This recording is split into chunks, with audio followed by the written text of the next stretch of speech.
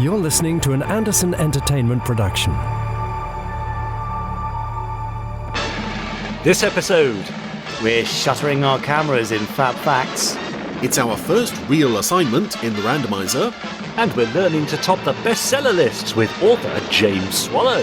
He's a very nice man. He's coming up in pod 216. Well, I should hope so. Of the Gerry Anderson podcast. 5, 4, 3, 2, 1. Let's get started.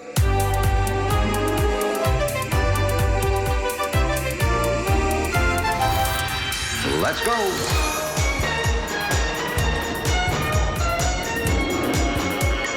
Spectrum is green. The Gerry Anderson Podcast with Jamie Anderson and Richard James.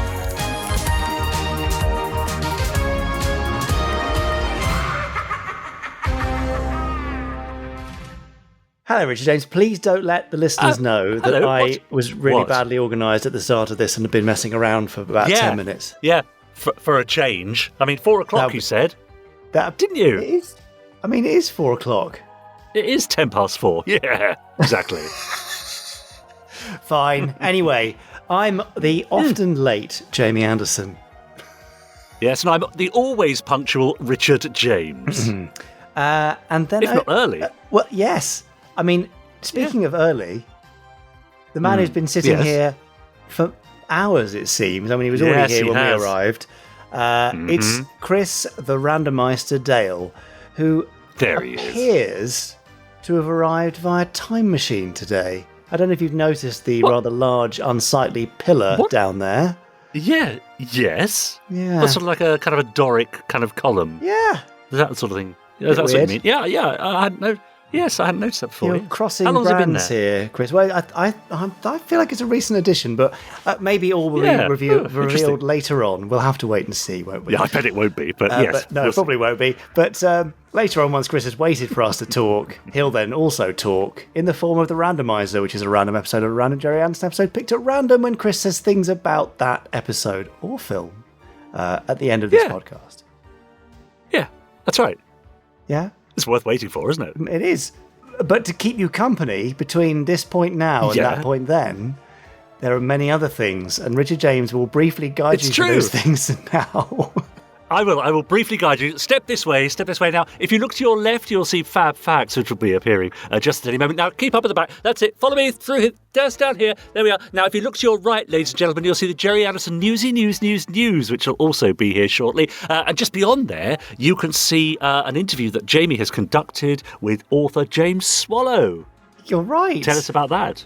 Yeah, Jamie, just come up. That's it. Tell the audience a bit more about that. Well, that's it. James Swallow is a very nice man, an Anderson fan, who is also a New York Times best-selling author of thrillers and sci-fi type stuff. And I chatted to him for quite a while about all things Anderson, what he grew up loving, what he has put little homages to in his book. Or his books, rather. Excellent. You know, things he may have lifted, borrowed, been inspired by in terms of style and content. All that and much more. So we'll chat to James later on. All right. Well, I don't know if you could just step to one side, Jamie. That's it. Right. That's it. And move forward over here. That's it. Because finally, here's the last thing, which is our lovely podstrons who have been getting in touch by emailing us at podcast@gerryanderson.com, hashtagging us on Twitter, #GerryAndersonPodcast, and even posting on our Facebook group. That's it. So that's the tour over. If you could just make your way back down the hall there and we can get to the beginning of the podcast. That's it. Off you go. Lovely.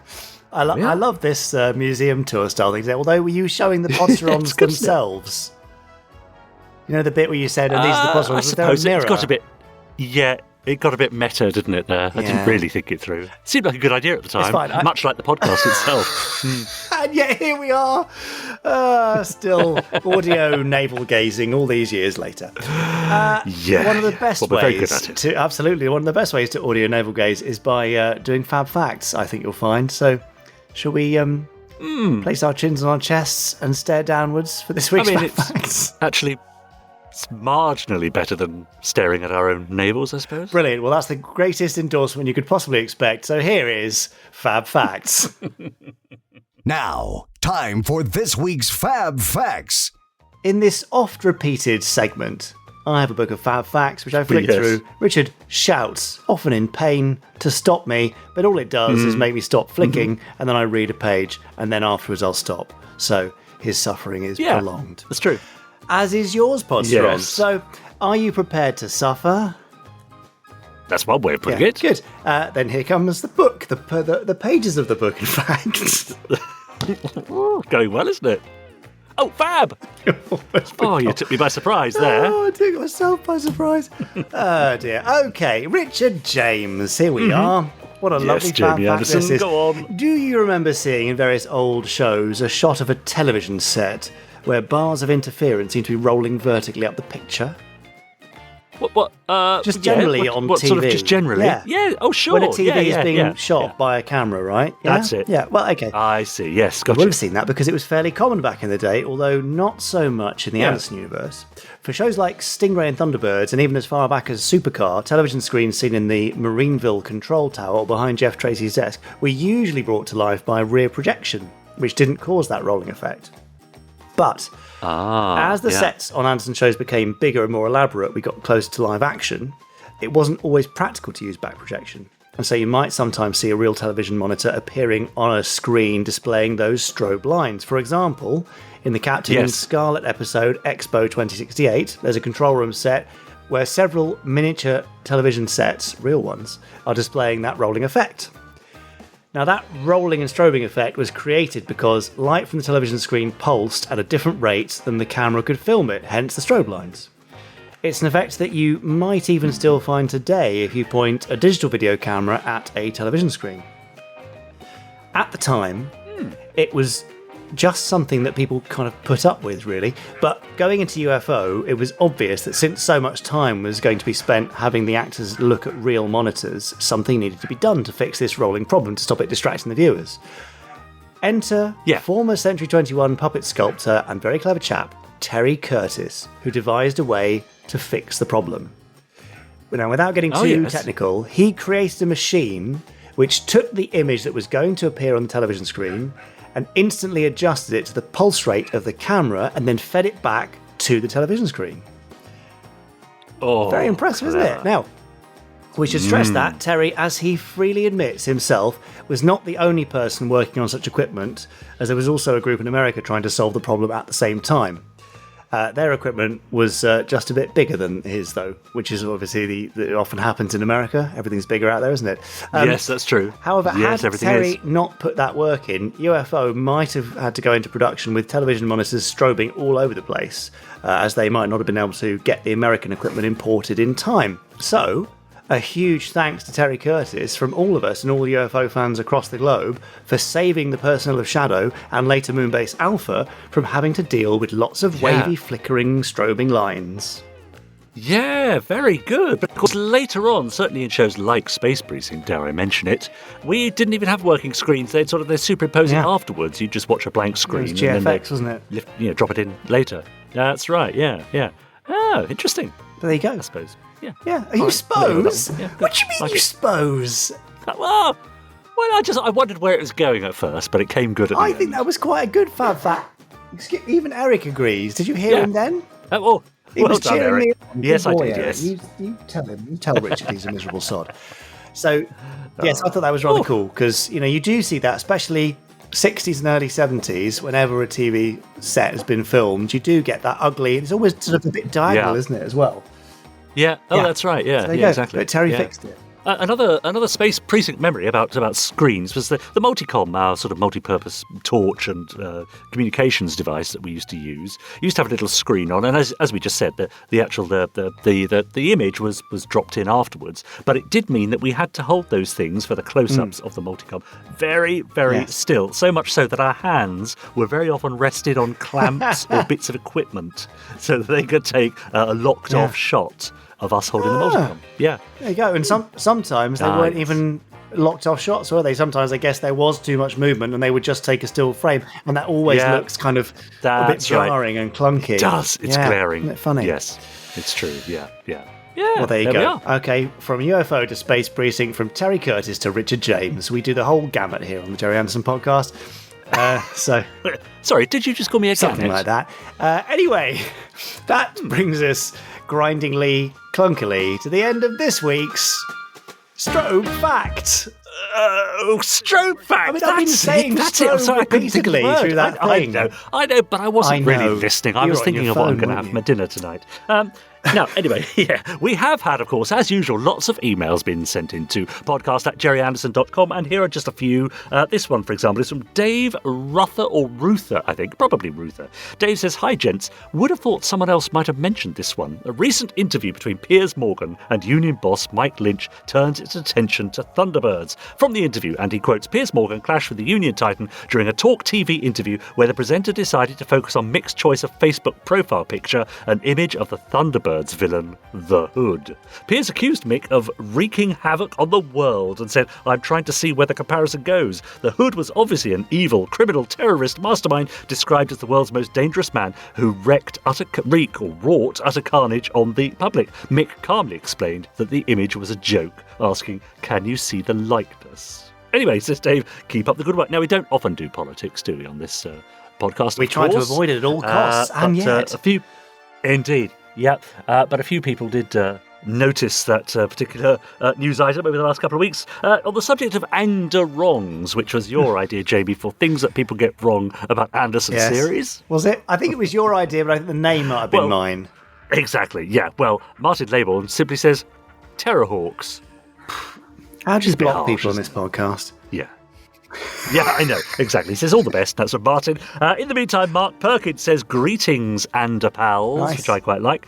He said, "I was just looking through some old copies of TV21 and found what I'm sure is a future celebrity fan, even though he was only a schoolboy at the time. One of the features back then was a photos of special TV21 agents, i.e. readers of the comic, who had sent in their pictures. I often thought these might feature someone I now know or have since heard of, and I saw in issue 7, cover dated March the 7th, 2065, i.e. 1965, a photo of J. Hegley from Luton. I know that the poet John Hegley is a big Luton fan, having grown up there, and the photo does bear an uncanny resemblance to what would have been an 11-year-old John Hegley. I've attached a scan of the page and a photo of him now. It really is him. I'm sure it is. Perhaps he could be persuaded to be interviewed about his memories of those days of getting the comic every week and his early memories of the shows. And that's regards from Mark Perkins. And yes, I took a look at the pictures. It does look like an 11-year-old John Hegley as well. Poet and sort of all-round entertainer.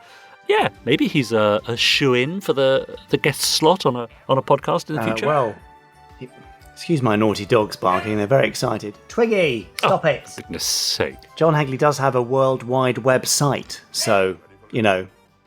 Right, okay. Well, we'll look into that. We can contact him, let's try it. Dodge Morgan. Yeah.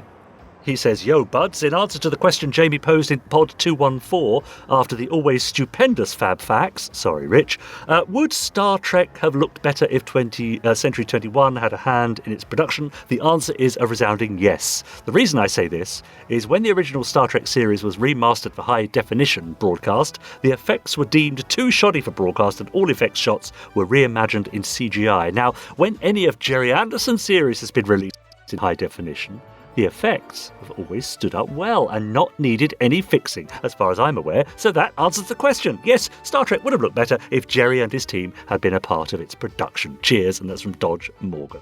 Well, there we go. I'm sure Star Trek fans across the globe will be nodding their heads in agreement at that very suggestion. Is that true, though? When the various Gerry Anderson series are upgraded for Blu-ray release and so on, do they pretty much leave the effects alone? They don't need to do anything to them because they are mostly practical. Absolutely. There's no, there are a few occasional overlays or scratches or colouring ins of film. I mean, Supercar in particular, I think they would, colour in black on the negatives to get a white flash on the final version. But no, all pristine. No. Greetings, podcasters and Podsteron people, says Big Al. The summer is here, and all being well, in just about a fortnight's time, I shall be on a cruise ship somewhere off the coast of Italy getting married. It's been a long time coming, bloody COVID, says Al, and there's been a few changes. A fat man in the Mediterranean in August. But we're finally closing in on our big day. What has all this to do with Anderson? Well, we're going away for about 3 weeks, and there's only so much I can fit in my luggage, so before we leave dear old Blighty, I plan plan to cram as much audio goodness into my Big Finish app as possible, as the Wi-Fi on the boat is ridiculously expensive. And yes, the latest adapted adventures of International Rescue and the Wasps, plus a few Terrorhawks, Captain Scarlet and Space Precinct goodies should keep me going. Perhaps the odd Doctor Who with a familiar name in the credits. If I'm really lucky, then the awesome new audio annual as well. Fingers crossed. Don't worry, says Al, my long-suffering fiancé is well aware of my Big Finish addiction and long ago accepted defeat. It must be love, and I don't just mean a love of stories. Happy times and places. That's from Big Al, sending Podsteron amusement. SPA. And best wishes, Al, and your fiancée, the future Mrs. Al, for a lovely wedding or and Mrs. a wonderful Big, honeymoon. I don't know. Yeah. Yeah, I wouldn't call her that. O.E. Oz Dillon wrote, "Greetings, Jamie and company. I would love to see a Super Marination episode of Star Trek. To make one, you could base it off a malfunction of the holodeck that caused it to make everyone inside puppets on wires. That said, could you please look into a 15-ounce merchandised thermal-sensitive mug that changes colour with hot liquid? Design example would be for Captain Scarlet, the normal or cold liquid-filled one would show the long shots of Captain Scarlet from end title artwork, like the current mug for sale. Pour in hot liquid and it changes to the close-up pictures. May all your endeavours be great successes." Oh, that's from Oz Dillon. Well, thank you very much for the suggestion. Thermal mugs are something we'd like to do. No, they are. We'd love to do them. But they are a pain because you have to make thousands of them. And that may not be possible, sadly. Yes. Yeah. No. Yeah. All for now, but do keep your emails coming into podcast@gerryanderson.com, and I shall be sure, if they're interesting enough, to read them next time. And if they're not interesting enough? Well, they'll just stay in the deleted pile. I didn't realise there was a deleted pile. Well, that's what happens. Yes, yeah. Oh, you should see it. Well, I see some of them as they come in. I can well imagine. Anyway, we're only joking. We love reading your emails. Please do keep sending them in, please. Of course, we're joking. Yes, and actually, I don't think I delete any of them, to be fair. I think they mostly, probably 98%, make them to air. 94%. Yeah. Because there's those rude, threatening messages that I sent into the podcast for you. So. Yes. Anyway, let's go on to brighter things. I feel like it's time for a little Slimline edition this week of the Gerry Anderson News. Oh. Twiggy's very excited. Oh, go on then. Squeeze it in.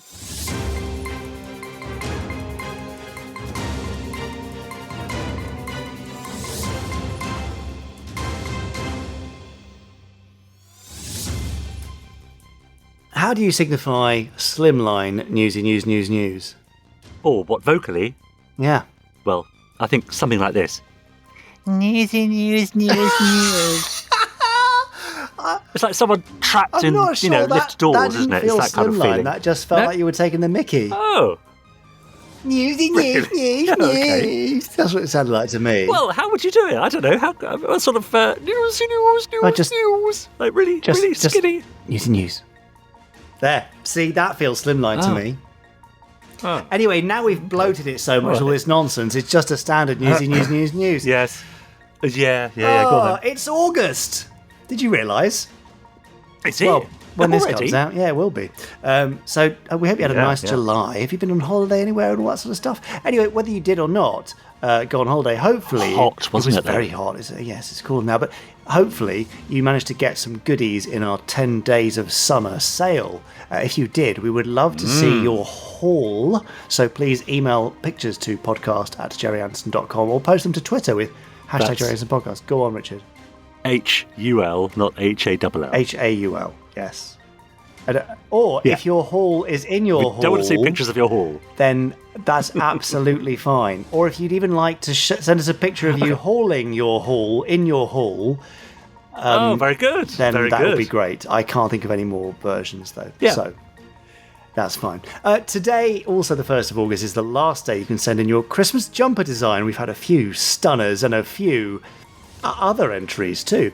So thank you for everything you sent in. Just send them to christmas@gerryanderson.com. 4 colours plus the base colour. That's 5 colours overall. Must be Thunderbirds and must be something that could work on a Christmas jumper. And hopefully we'll pick a winner very soon and put that online for you to see in all of its glory. From new Christmas jumpers to old T-shirts. Well, not old T-shirts. T-shirts with retro things on them. That's what I mean. Inspired by our lovely friends at Games Workshop, would you believe? we thought we'd attempt to put some TV21 covers on T-shirts.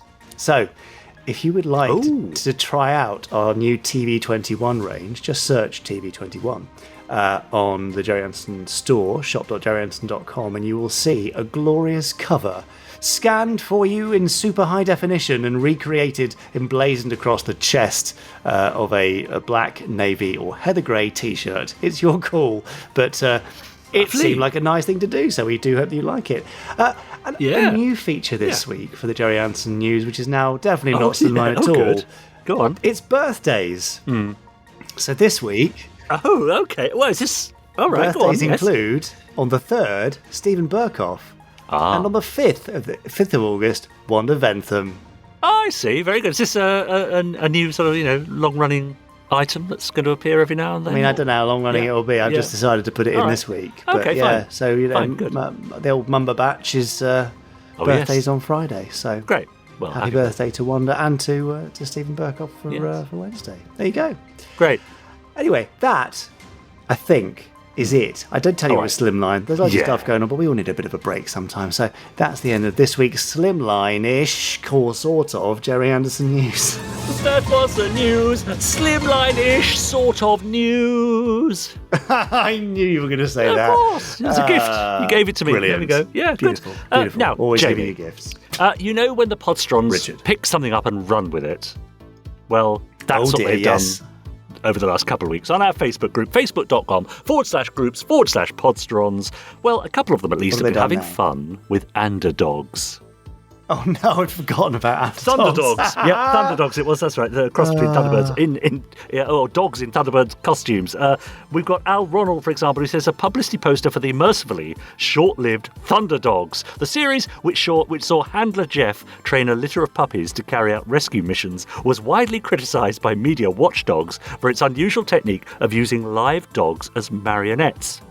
Fans say the concept was inherently flawed by repurposing popular Thunderbird sign-off FAB, which in this instance stood for a bone. Meaning the rescue dogs would not even think about saving innocent lives before getting treats. Despite the series' failure, cuddly toys sold through the roof. This is what happens when you listen to the podcast with a sketch pad in the vicinity and some time to spare, says Al Ronald, and he posted a fantastic picture of his own stylings of the Thunderdogs. Likewise, James Charles Munro says, in the latest podcast, the idea of a canine remake of Thunderbirds called Thunderdogs was discussed, as was the idea of a Thunderbirds and Sonic the Hedgehog crossover. So I thought, well, why not combine those ideas? And apologies for subjecting you all to my lack of art skills. And he posted a rather fetching picture of Thunderdogs and Sonic the Hedgehog crossover. Dick Goodhall posted, having listened to the archive interviews on the podcast with Derek Meddings and Barry Gray, are there any more of these lined up for the podcast in the near future? Not lined up, but we do have some quite interesting ones that have come to light recently. We've got some archive interviews with Andy Dawson. Oh yeah, great. Thunderbird stage show fame. And Gabrielle Drake. Oh, lovely. Yeah, quite a short one, but we do have one. They're not slated for any time immediately soon because we've got some rather cool ones coming up, such as James Swallow and the lovely Chris Bentley, author of the Vault, Space 1999 Vault, and many other books. Great. Is joining us in a couple of weeks' time. So there's plenty of stuff to keep us busy, but we do have some interesting stuff from the archive that we could use in due course. Oh, and Derek Wadsworth too. There's an interesting one. Really? Yeah. Richard Crane has continued the tradition of posting news items that remind us all of Gerry Anderson's stories. Here's some quite interesting news, says Richard, regarding the Loch Ness Monster, which was the focus subject of Stingray episode 13, the Loch Ness Monster. I'm sure that will get Commander Shaw and Admiral Jack Denver into yet another argument. This is from Yahoo News. The Loch Ness Monster is plausible, a British university has declared, after finding that some plesiosaurs may have lived in fresh water. Nessie proponents have long believed that the creature of Scottish folklore could be a prehistoric reptile with grainy images and eyewitness accounts over the years, hinting that the beast has a long neck and small head similar to a plesiosaur. However, Skeptics argue that even if a plesiosaur lineage had survived into the modern era, the creatures could not have lived in Loch Ness because they needed a saltwater environment. But now the University of Bath has found fossils of small plesiosaurs in a 100-million-year-old river system that's now in Morocco's Sahara Desert, suggesting that they did live in fresh water. Ooh. So, could be a thing. Gosh, who needs a mechanical Loch Ness monster like in Stingray when you could have a real one just floating around down there? Exactly. And finally, from our Facebook group for now, Steve Beresford said, just a thought, what do you think of the chances of getting Cliff Richard on the podcast? I can tell you the precise chance. Oh, yeah, go on. Very carefully calculated using all sorts of mathematical formulae, past experience, emails sent, interactions have. And I'm pleased to share with you the final outcome of that calculation, and that is 0. Oh. That's disappointing, but there we are. So, if you'd like to be disappointed further, simply join our Facebook group and ask Jamie a question like that. They're very I'm friendly full bunch. of disappointment. You can post your merch, you can post your cosplay, your art. We'd love to see more Thunderdogs from your own imaginations, and they're a really lovely group, so why not pop on over to facebook.com/groups/podstrons and join in the fun. Yeah. Now, you have reminded me, though, that we don't have Cliff Richard, but we do have an archive interview with Hank Marvin. That's close, isn't it? That's pretty close, yeah. Wow. So, okay, not bad. Maybe that's something that will pop up at some point, but not quite yet. Okay, fair enough. Now, Richard James, would you like some interviewee stuff? Oh, yeah, always up for that, yeah. Well, that's good, because I've been exchanging emails with James Swallow for some time. Oh, yeah? Yes. Really, for some time. Now, James is a BAFTA-nominated scriptwriter and novelist for thrillers and sci-fi. He's on the New York Times bestseller list, the Sunday Times bestseller list, Amazon bestseller list, all the bestseller lists. He's also written numerous audio dramas and video games, and we had a rather lovely chat. So here is James Swallow, Part 1. Hi there, my name's James Swallow. I'm a New York Times bestselling author of thrillers, tie-in novels, audio dramas and video games, and I'm a big Gerry Anderson fan. That is a brilliant intro. I'm always jealous of anybody who can introduce themselves as a New York Times best-selling author. So that is very, very cool. So what are the titles that people might know you for, James? Or if they don't know you yet, should they get to know you for? Well, currently I'm probably best known for my Mark Dane series of action-packed espionage thrillers. Just finished the 6th book in that series, Outlaw. And I'm currently just released a standalone novel called Airside, which is a kind of Die Hard style crime thriller. But beyond that, I've written in a lot of franchise worlds. I've written for Doctor Who, for Star Trek, Stargate, Warhammer 40,000, a lot of different fictional worlds that throughout my life have kind of given me a lot of pleasure as a reader and a viewer. And I've been able to kind of give back a little bit, kind of contribute to the great tapestry of those stories. So that's what I do. I like to describe myself as a writer of stuff. That is a great term, good catch-all. But that stuff seems to be more on the sci-fi genre end of things, generally. Yeah, pretty much. Is that fair to say? Yeah, I think I'd say that my two favorite genres, it's science fiction and sort of action adventure. Okay, so why? What brought you into the worlds of science fiction, action, adventure? At some point, I'm going to make you say something Anderson. But is there, more widely, what was your grounding in sci-fi and action adventure as a kid? I think I'm a child from the end of the space age, so I grew up around. My family were all kind of interested in it as well, and with a surname like mine, how could I not be somebody who wasn't interested in kind of aviation and things that fly? So. Yep. So I grew up surrounded by people who thought that stuff was cool and kind of contributed and, infected me with that love for kind of rockets and planes and that sort of cool kind of thing. So I was always interested in the sort of the cutting edge, the thrill of speed, jet planes and that sort of thing. And of course, rockets and science fiction and spaceships just build on that idea, right? It's like a plane, only quicker and faster, and it goes into space, and as a kid, I just gobbled up all of that sort of stuff. And I hoovered up everything I could read, from the TV shows, movies, comic books, and amongst that, in that kind of constellation of thrilling stuff that I was a fan of were the Gerry Anderson shows. It was things like Thunderbirds and Stingray were kind of from my parents' generation, but they were something that I always felt like was kind of gifted to me by them because they'd watched them when they were younger, and then I was watching them again as a kid, and it was kind of something we could share. And certainly with the hallmark, I think one of the hallmarks of the Anderson shows is cool tech.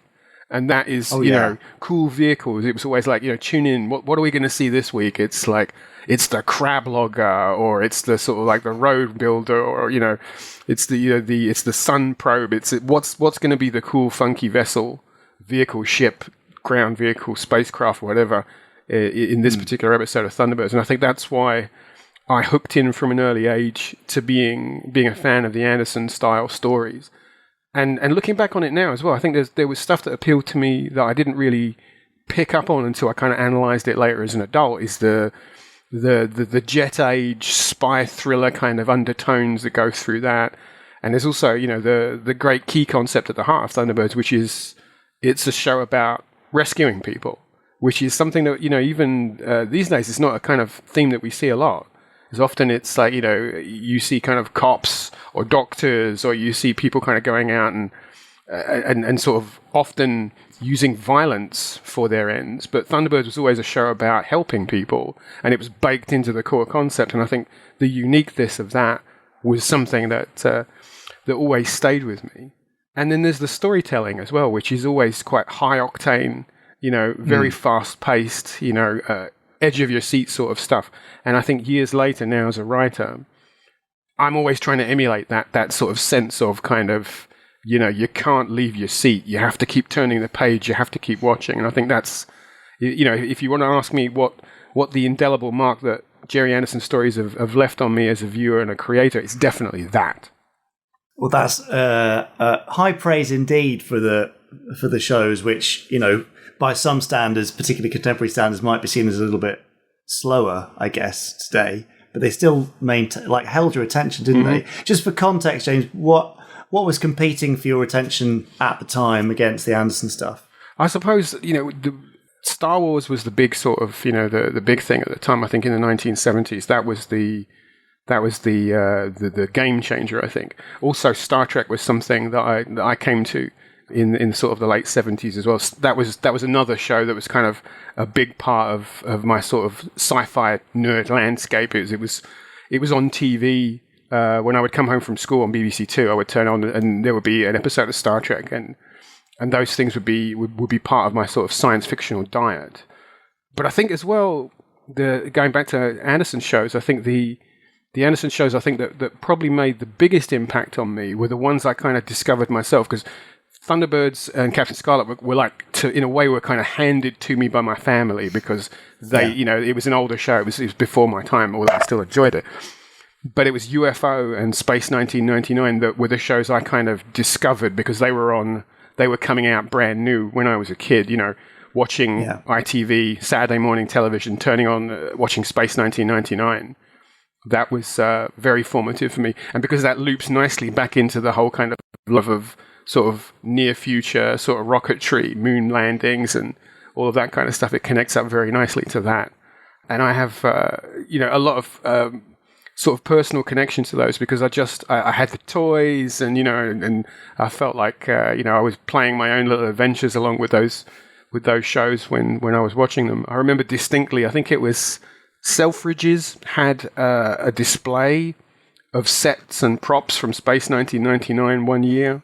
And it was a Christmas thing, I think, and I begged my parents to take me so I could actually kind of, see and actually kind of touch a little bit of what was Moonbase Alpha, because to me it was so real, Yeah.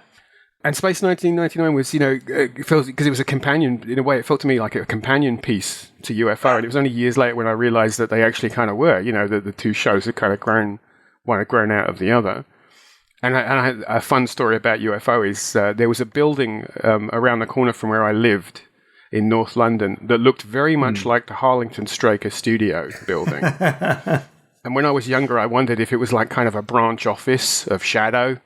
I had this idea that, that was what was going on there. And I have to say, Nice. many years later, when I left school, I had to go there. It was a job center, and I had to go there to sign on. And it was not as cool. There were no jobs for sort of skydiver crew. Any jobs for interceptor pilots here? No, I'm afraid not. But and you even wore your string vest, and you still didn't get that. but yeah, so it was. I think that the shows to me they were always kind of a part of my kind of science fiction landscape growing up. Yeah. I mean, did you get to go to the Selfridges exhibition or not? Yeah, I did. Yeah. And, you did. Thank God for that. I thought you were going to say you begged them and you couldn't go. No, absolutely. They took me there, and I just have very fond memories of actually kind of seeing the props and the material from, because that wasn't a thing that happened very often. I mean, these days you can go to conventions and events and you'll see prop displays, but it seemed like those were things that never happened, that you never actually got to see the physical objects. It was always something, it's on the other side of that glass wall of the television screen. But no, here's the real Eagle transporter. Here's, a console from Main Mission. And it's like, suddenly it became much more real to me than just like something on a TV show. So, well, the reality of things is really interesting, because I think there's a certain tangibility to all the Anderson shows, right? Even if they're puppet driven like Thunderbirds or Stingray, through to the live action stuff. And you've said there a couple of times kind of having the toys and making your own adventure, or going to see the real Space 1999 set, or a local building which felt like the real world representation. So in the context of something like, watching other stuff like Star Wars and Star Trek, where they are in many ways so detached from reality, what is it about the Anderson shows that made them more tangible and kind of real world for you? I think there's a granularity of detail, even when you're looking at shows that aren't meant to be sort of technically super accurate. You feel like it's real. And I think it's part of the fact that the shows all have practical effects. Yeah. And so, when you see something blow up, you're seeing a real thing blowing up. It's not animation, it's not stimulation, that's someone's wired a bunch of bangers to a rocket and blown the hell out of it. and that visceral kind of reality of it, I think it never goes away. So I always had the sense of being interested in aviation, going to air shows and things like that, and watching real life fighter jets flying over. And then you watch an episode of Thunderbirds and you can see the same attention to detail in like the fact that it's not pristine clean, that there are little bits of grime and dirt around the engines of the engine bells of Thunderbird 2, and it gives it a sense of reality that kind of transcends the unreality of the show. It's like, you forget that you're watching a bunch of puppets on strings, and you get into it, because I think it's that sort of sense of reality. It sells the idea of the show to you, and it allows you to get past the kind of unreality of other parts of it.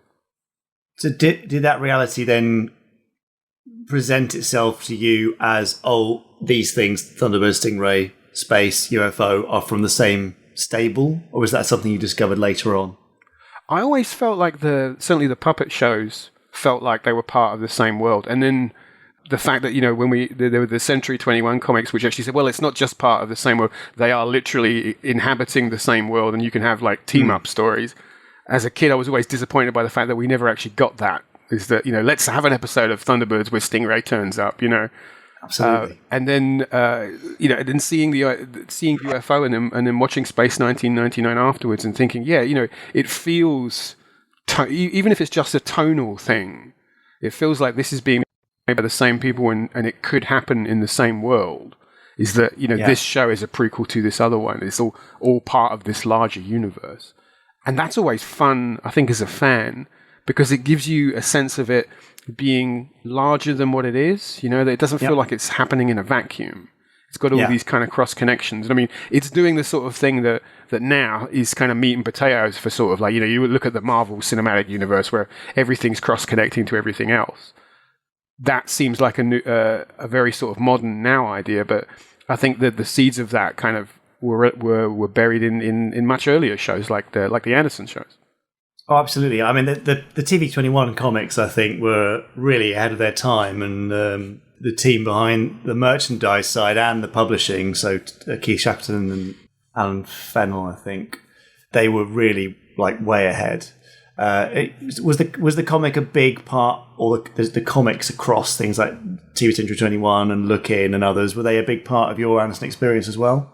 Yeah, I do remember reading those and getting the sort of the sort of compiled editions of those. The Look In comics, that was something I remember. That was devouring those. And then of course when all the stuff was reprinted years later, I bought up all of those, and all those wonderful sort of Frank Bellamy artwork and stuff. Again, really sort of evocative. Yeah. Which and it took the sort of like the puppet reality of the shows and then re-rendered it in this sort of comic form, where the characters are very definitively the characters that we know, but they've got a structure and a style to them that fits perfectly into comic books. Yeah. And I think around about that sort of time as well, I was getting very heavily into Japanese animation in sort of like the 80s and the 90s, which, and so many people in anime creators clearly draw massive inspiration from the Anderson verse, Yeah. And, I made friends with people who kind of crossed over, people like the artist Steve Kite was a friend of mine back in those days. And, he was a huge Anderson fan. And we would often just wax lyrical about what we liked about the shows and about the sort of the fact that the Venn diagram of the crossover of the interests between those two worlds was very strong. Oh, yeah. I mean, the inspiration goes beyond industry stuff and into the real world, into NASA and the European Space Agency and AI research and all sorts of stuff.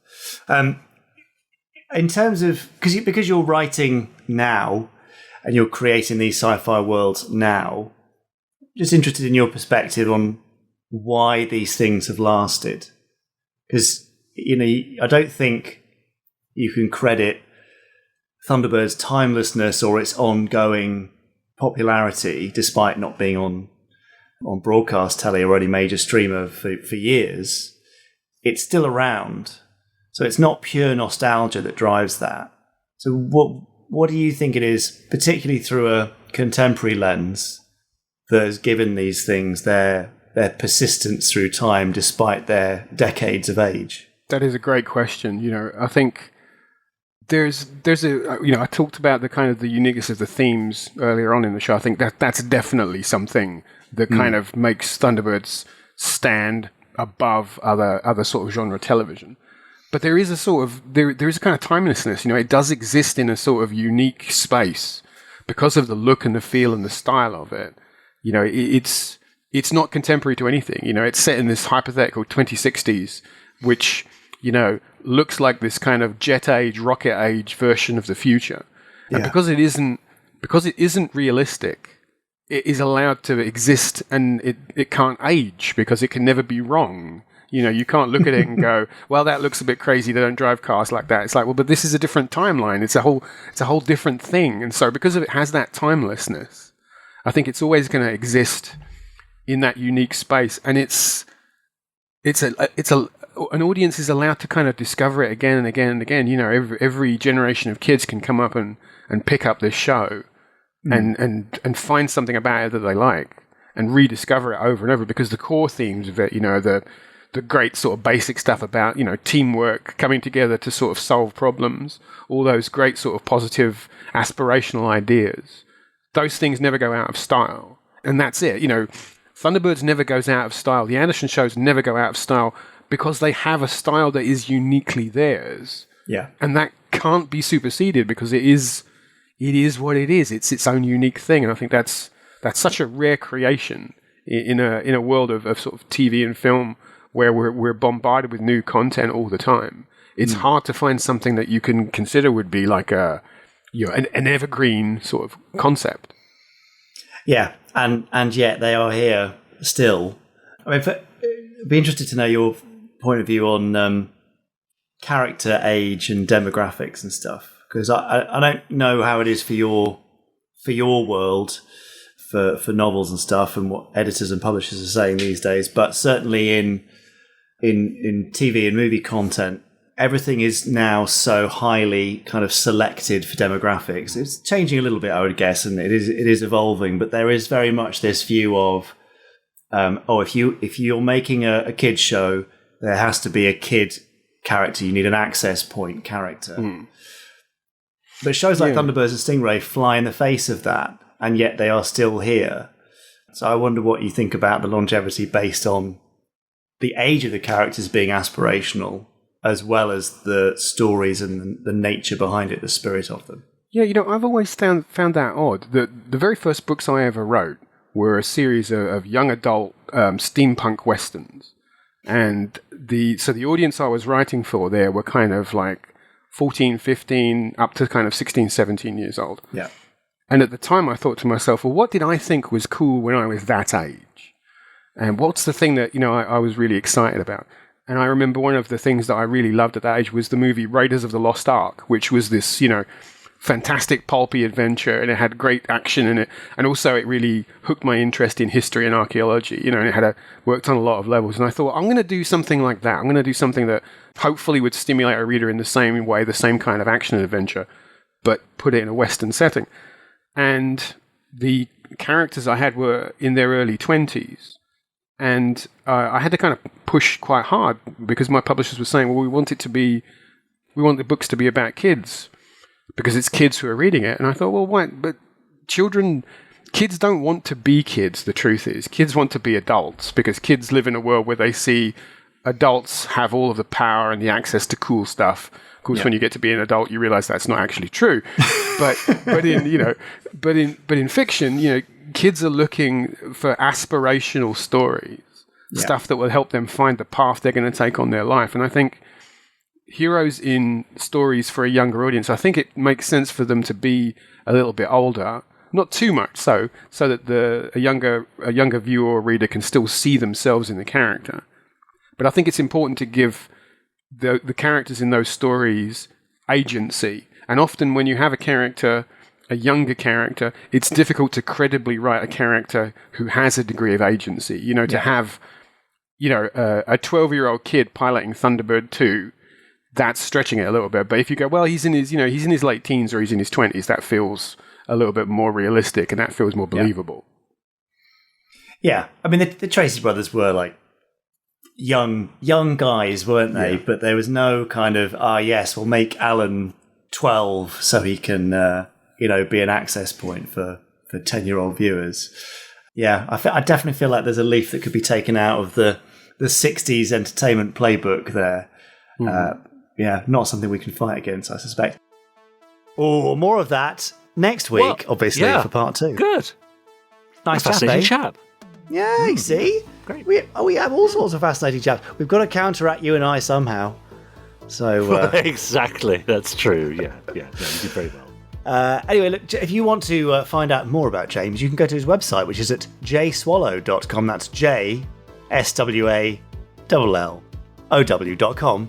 Or you can find him on Twitter at JMSwallow. So add the M in there. And find him on YouTube and Goodreads. And actually, I'm just reaching over because he sent me a nice copy of his recent book. What you got there? Here. What? Which is Nomad. Yeah. New York Times best-selling author James Swallow. And he even wrote a little note in the front. Oh.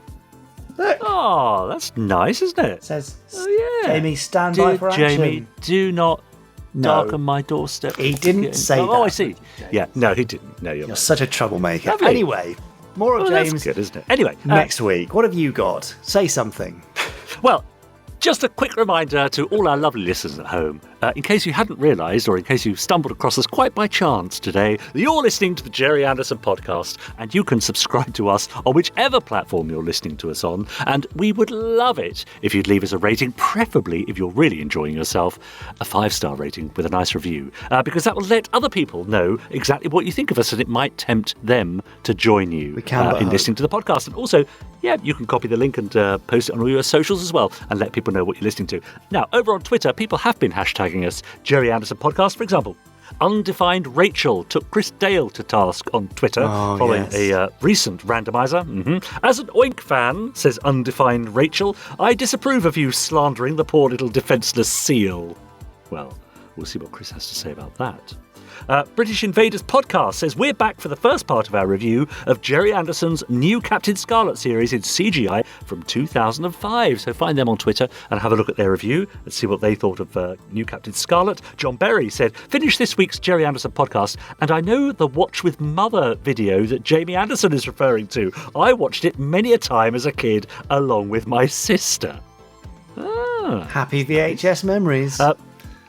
There you go. And finally, for now, Joshua is running up that hill. Posted, hi, is there a podcast about Gerry Anderson's TV adverts like RBS and Scotch Videotape, etc.? The closest we had was our lovely chat with Richard Gregory, which was released posthumously, which was just an informal chat that he and I had in my garden one summer afternoon a few years ago. So there's a little bit in there, but not. And a conversation with hashtag Mummy A, of course, which sort of detailed those times bit with as Mummy well. A as well. She was in there. So there you go. There's two. Have a go at those. But it might be interesting to look a little bit deeper into those, mightn't it, at some point? It might well be. There were all sorts of adverts don't look back at in me, the day. But, someone could do it. Yeah, I think we've talked about the back of the burger and the Giacometti figures for the Royal Bank of Scotland, all that sort of stuff. But yeah, maybe there's a future one there. More archive stuff, perhaps. Yeah, sure. Richard James, are you done with your Podstron content? Oh, yeah. Good. Yeah, I think that's it for now. I don't know if you've noticed, but Chris Dale has been sat there, rocking back and forth with his head in his hands, and his TARDIS hasn't moved. And it is a TARDIS, is it? It is a TARDIS, and I think I know what's happened. Right. He's tried to go back in time to undo his slandering of Oink. Oh, the silly Chris Dale. That Terry Wogan thing's gone a bit wonky, hasn't it? But unfortunately, he failed in his mission. It must be a fixed point in time. And so now forever he will be known as the slanderer of Oink, which is why he's looking so depressed. He will. So let's hope that the randomizer might. Yes, it's another future episode of a Gerry Anderson series, the slanderer of Oink. Anyway, hopefully he'll get over it by the time he does the randomizer. But I think that explained quite a lot. But sometimes, you say these things and these things can't be unsaid, even if you've got a Doric column master's TARDIS. So yes. Let that be a lesson to you. Sucks to be you, Chris. Anyway, time for you to do the randomizer, so please prepare your big red button and give it a push for us. Oh, my dear Chris, you have been naive.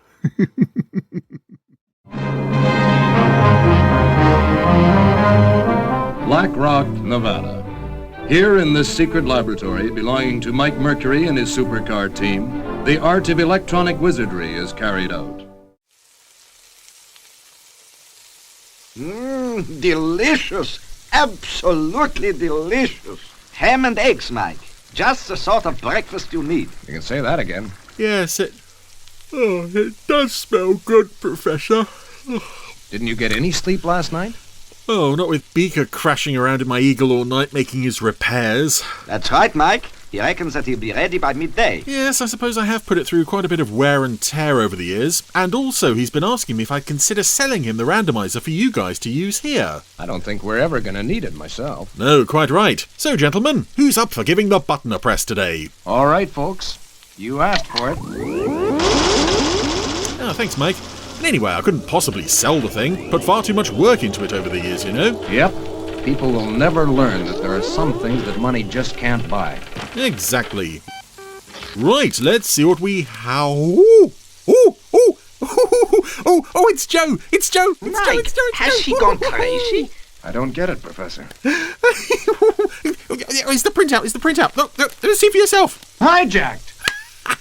Yes, it's only gone and given us one of the greatest episodes of Joe 90 ever made. Bravo! Bravo! Oh, well.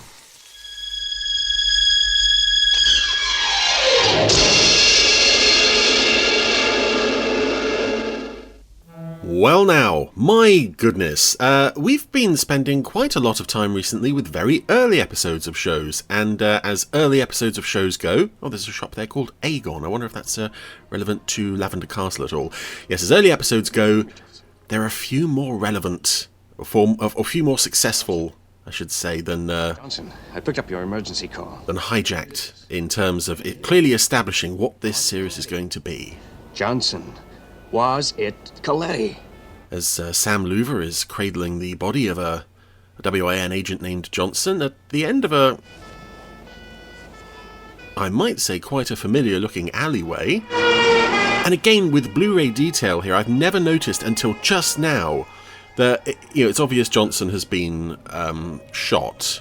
He's got a scratch on his face and such, but I never noticed there's blood on a pile of boxes near his body. So obviously he's been gunned down in the alleyway. Fairly brutal opening for any Anderson show, much less Joe 90. But as I said, this is the episode where Joe 90 says, you know what? Listen, Mac. This ain't for kids. We are gonna go full on. Sam? There's no time for explanation. Bloody violence. All right, Sam. I'll be there in 15 minutes. Right. It's beautiful and it's lovely and I adore it. Big rat. Okay, Sam. And I think many people, even people who foolishly, ignorantly, naively, and just plain wrongly don't like Joe 90, I think most people who are in that camp and are willing to give this a go will agree. Think working okay? Yes.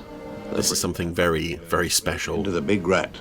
So they're recording Johnson's brain pattern, stuffing it into the big rat. And before we go any further, yes, this was the second episode in production order, but I have a feeling this was shown as the fifth episode. Let me look that up for you. Do it. I'll tell Joe. Joe? You can switch off now. All right, Dad.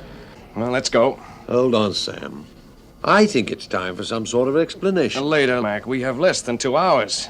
You must get back to your laboratory.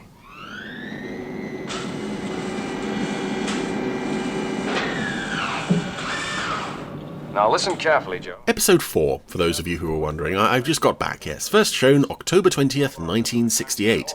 But we later learn in The Birthday that they call this Joe's first real assignment. So it's obviously meant to be the second episode. Relax completely. Yes. And we relax as we go into the opening titles.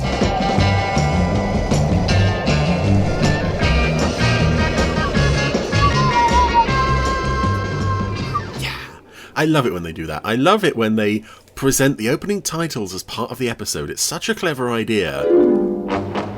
And I can't think of any other Anderson shows that can actually do that successfully within their own narrative.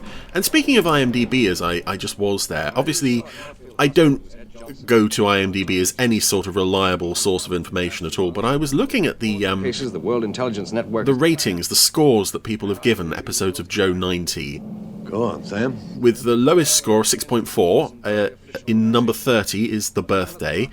The highest rated episode on IMDb at the moment, with 8.3, is Talk Down, which is a good choice. You want to know where Hijacked comes? They're selling guns to the highest bidder.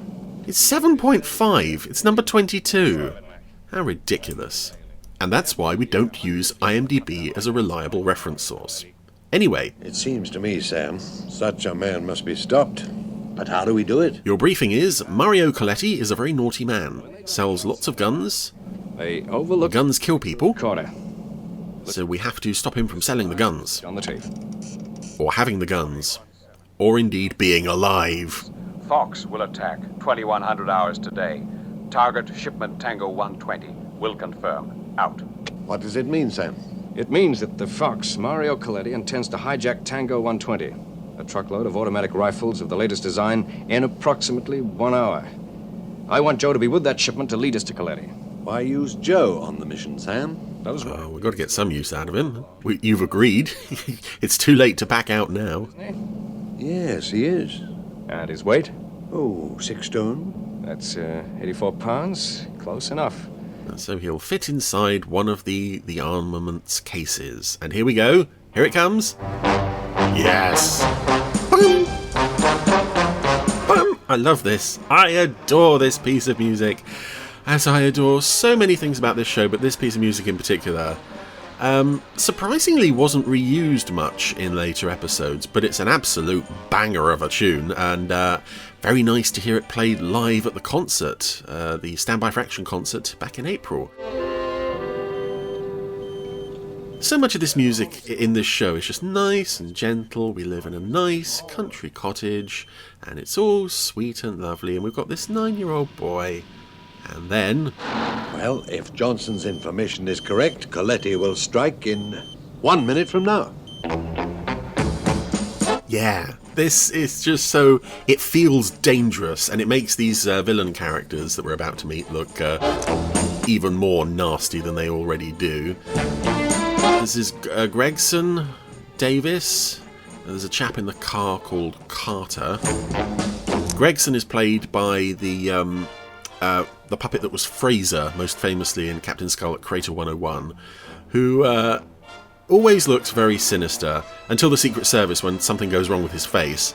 But he's just a thoroughly nasty piece of work, this puppet. You can tell just by looking. Right on time. So he and his chums have got a machine gun lined up on the road where this armaments truck and police car are passing through. And again, here we have the same callous disregard for human life as was obvious in Captain Scarlet. That police car just exploded. The policeman presumably is dead.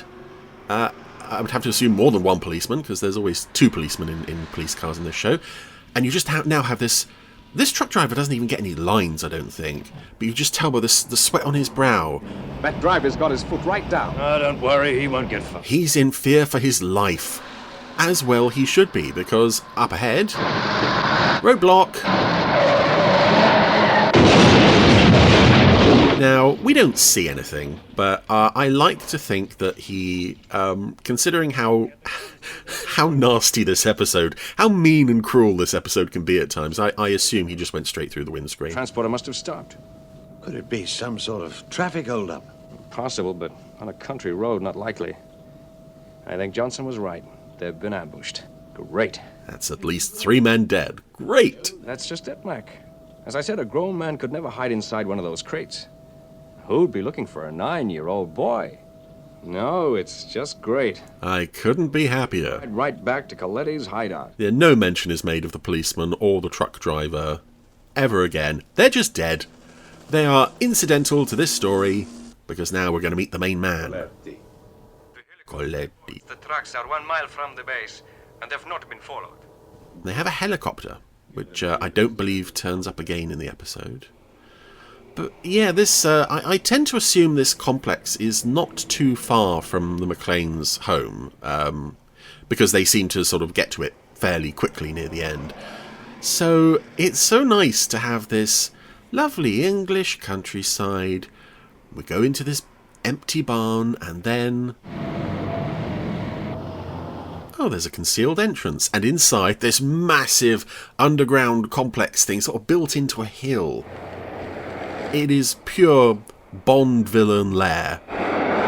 In a way that I don't think we've really had in an Anderson show before, possibly aside from the Hood's temple. But this feels very, very big, very grand, and very real, crucially. Oh, and I recognise a lorry parked in the back of the loading bay there. I think that was from Treble Cross. And it's also great that they established this is a big organisation. Gregson, Davis and Carter I can't hear anything. Are the only 3 really of Coletti's henchmen that we get to meet, but there are more. Sounded like it came from one of the trucks. I think I'll check it out. Because several trucks drove in with at least 2 people behind each dashboard. So Joe is in Coletti's base. He's drawn his gun. Of course, he has the brain pattern of WIN agent Johnson, who's such a great agent that he got himself shot. I always question the wisdom of assigning Joe a brain pattern of someone who had failed in their mission already. And it happens several times in this show. It's Joe. Loud and clear, Joe 90. Have any more innocent civilians or bystanders been injured in the course of our mission? Because it just makes me so happy. We'll report in 15 minutes. And again, this is an early instance of the wonderful trope in Joe 90 of while Joe is out risking life and limb, Mac and Sam are just sat back at the cottage, feet up, cup of tea. It's a very cushy arrangement for them. Oh, but Joe has tripped. Intruder in Area 4. A security checkpoint. Intruder in Area 4. You fool. Someone followed you back to the complex. Oh, impossible. Get down there. Yes, sir. I want him, preferably dead. Oh. There's so much lovely venom in both David Healy's performance as Coletti and Keith Alexander as Gregson. Over there! I love the way that the lights come on so suddenly, the whole place is illuminated, and Joe is down one end of a pile of cases. The other guys are closing in. And I adore the way that music builds up to that sudden blast of the hijacked theme. Just that bum, bum, bum, bum, bum, bum. It's just, it's so cool. This music really makes being an international arms dealer just seem like the coolest thing ever. I don't know why it's certain episodes and certain bits of music that just become so iconic. I'm so grateful for this piece of music being in this episode. It does so much to elevate what is already a standout, definitive episode of the show. You look like a kid. Come on. Hey. I love this as well. Joe walks in on the guy manning the security desk. He just turns around and says, "Hey," and Joe runs off. He doesn't do anything to stop him. And here's a puppet we rarely see. There's this guy manning a truck, who I guess was planning to run Joe down. I don't know what his plan was. That puppet, I think, was in Captain Scarlet Avalanche. And then basically never had a speaking role after that, I don't think. We've got him cornered. Oh, that's it. Joe has wandered into, some kind of room. Drop your gun. Iron bars have come down in front of him, knocked his glasses off, crucially. This is the end of the line, kid. The very end. Oh, yes.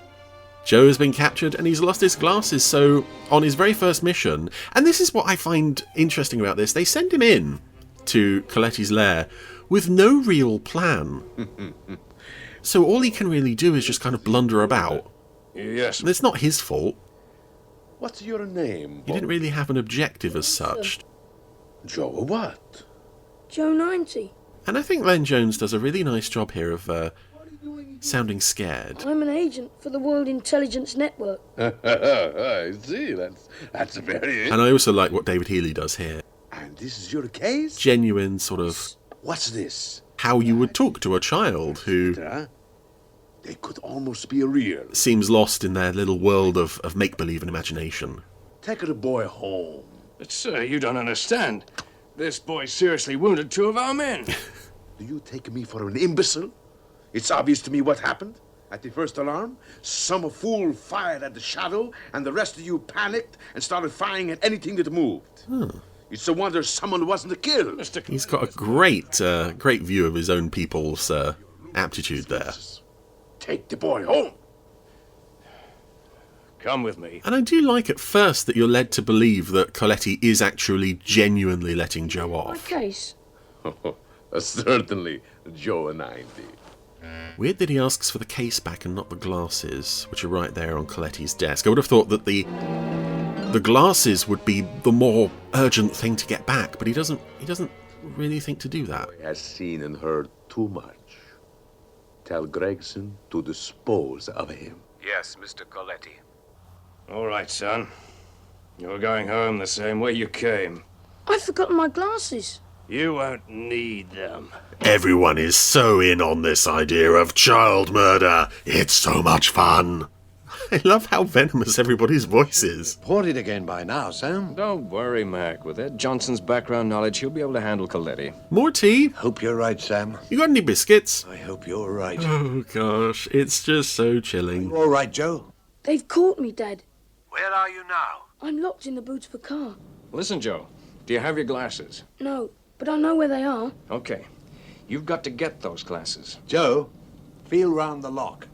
There's probably a slot with a hook in it. I always wondered about that as a kid, actually, if that's actually true, if you can release yourself from a car boot. Dispose of the boy.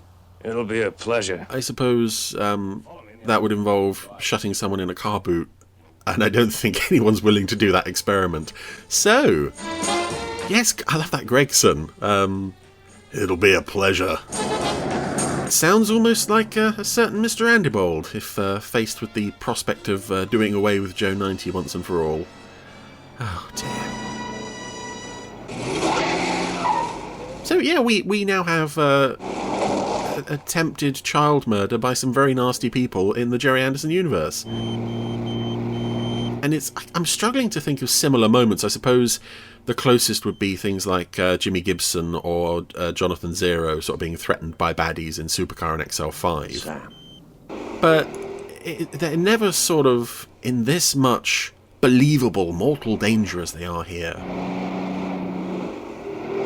And I do think, firstly, I love the fact that these shows reuse the same puppets, but crucially, I think what makes this episode work is the choice of guest puppets. This Fraser puppet just was made to be this real, cruel, vicious villain. Let's go. That's it, he's got out of the car, on a cliff edge, released the brake, and down it goes. I also love that it gets to the bottom and then the moment it comes to a stop just suddenly explodes. There's what looks like a dustbin following it down, and as soon as the dustbin hits the car, kaboom. Mac, the signal's stopped. Joe. I wonder what that means, Mac. It could mean that your son has been blown to bits, Mac. I wish we'd brought a thermos of tea with us. Our men have searched the wreckage and there was definitely no one in the car. Well, just a little boy. No, we were just passing. Patrol 147, calling 147. Excuse me, sir. That's the puppet that would later play Matthew Harding from the Secret Service. Coletti's hideout. Have we any idea where that is? Well, I plotted an approximate location from Joe's homing signal in the laboratory. Then what are we waiting for? Joe did very well to get back to Coletti's hideout so quickly. After being driven away from it, clearly, he's returned on foot and somehow got in. 15th will be ready for shipment early. I love that he's got the gun, but he doesn't have the glasses. He's sneaking into Coletti's office to get the glasses. The rifles. We're in his point of view. The Brenner submachine gun. What gives him away is that little creak of his footsteps. As agreed, and the actual details of the payment can be worked out later. And the puppet reacts. I am leaving for Geneva. Joe's nearly got his glasses. And expect to be there in 3 days. And then, it always makes me wince, that sudden blow to Joe's hand. And again, I think it's the sight of the blood. Where are you? Close enough to kill you, Coletti. It's a really nasty moment.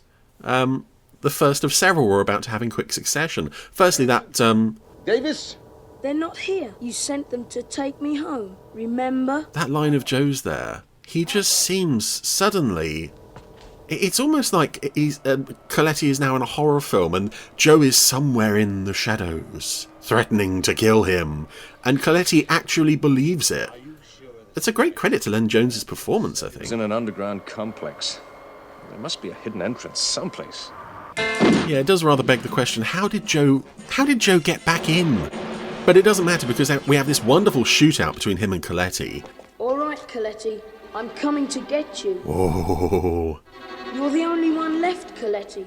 It's just you and me. I've murdered everybody else. Well, no, he hasn't, has he? Come on. There are a couple of other guys still in the building somewhere, but no one's coming to Coletti's aid here. I can either assume they're all out looking for Joe, or Joe murdered them off screen. Come on out! Which I think is probably the more likely explanation. But yes, Coletti was having trouble with his gun. Now Joe has lost his. But luckily, he's in a place with a lot of grenades. And you know what you can use grenades for? Over here, Coletti. Blowing human beings to bits.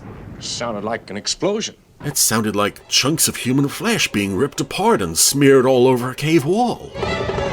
It's just brutal. I love the sudden, just the clunk of the grenade and then kaboom! With the little figure of Coletti! The little figure! That's it! Come on! I feel like I'm bad for being enjoying the sadism and brutality that's on display here, but I can't help it. I admire it so much for just the concept of the series. Yeah, firstly that, but also throwing a child into this clearly dangerous situation. Not just dangerous, monumentally dangerous.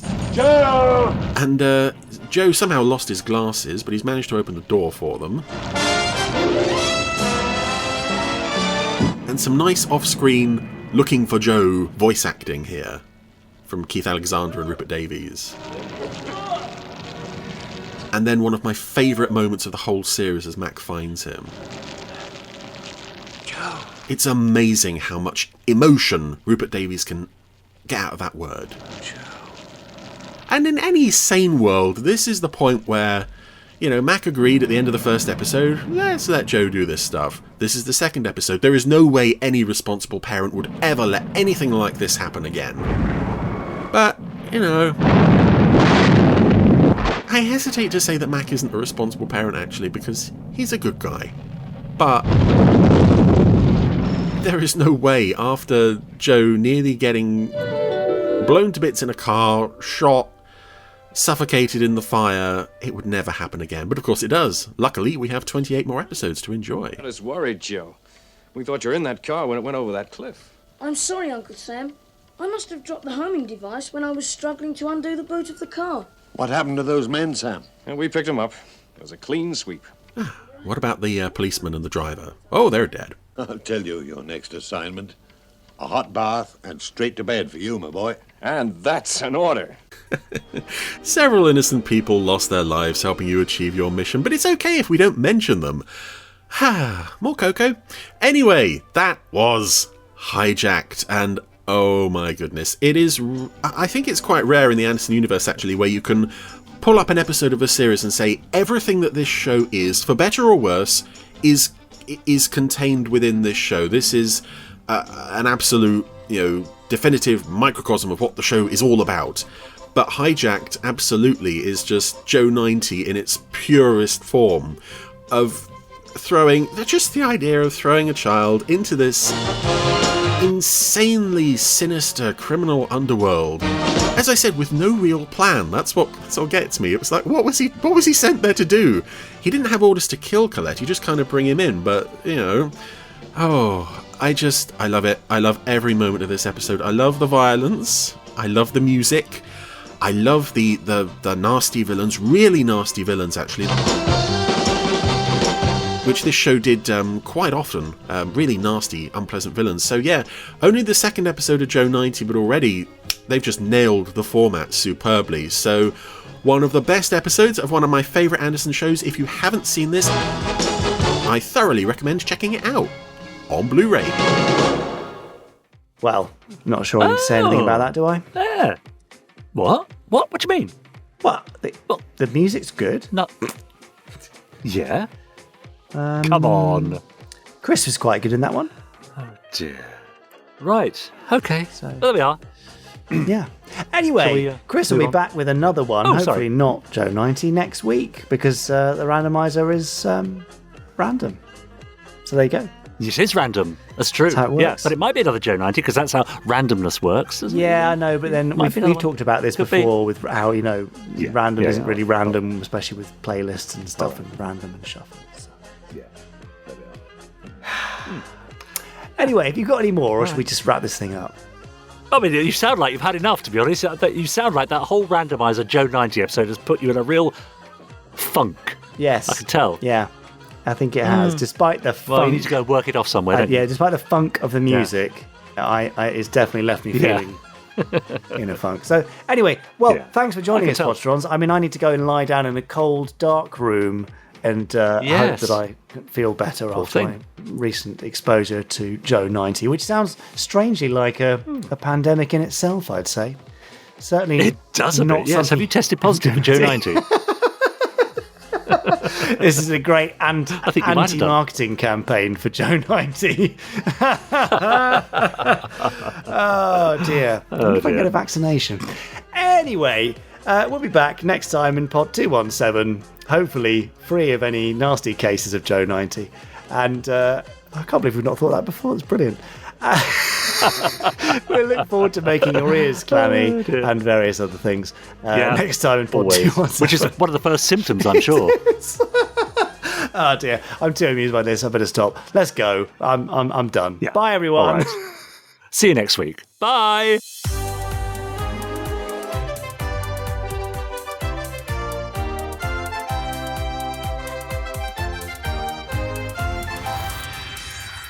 Stage 1 complete. Let's go.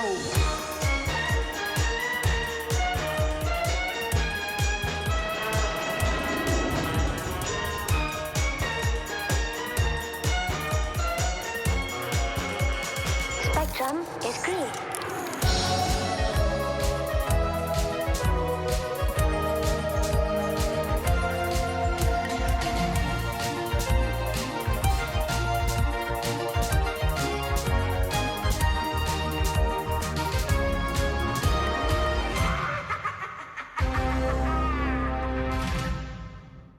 So, what do you think the symptoms of Joe 90 would be? Well, certainly clammy ears. Yeah. Annoying voice. I mean, annoying voice. Well, hearing double, I would think. Well, multiple personalities, I was going to say. That's it. Yeah, that's right. Stealing Russian jets. Yeah, maybe. No? Yeah. Anyway, well, now we know the symptoms. We can look out for it easy enough. Absolutely, yes. I want to do a whole campaign with, keep your distance and all that sort of stuff. That seems like a good way to spend my afternoon. Anyway. I think we might have missed our opportunity with this. We're talking about something that really kind of started 2.5 years ago, and only now have we had the idea that we could tie it into Joe 90. People make jokes about the dinosaurs. They're, 65 million years too late. So, all right, yeah, fair enough. No, on a universal scale, we are, but milliseconds from it. And also, you don't want to make jokes too soon, do you? So, no, that's true. True enough. There you go. Yeah. I'm glad you agree. Right, I'm going to go and work. You go lie down. I'll go and get your jab ready. Okay, promises. Right, I'll go lie down. Bye. Now, you might feel a small prick. It's Joe 90, isn't it? You have been listening to the Gerry Anderson Podcast. Wasn't it fun? You have been listening to an Anderson Entertainment production.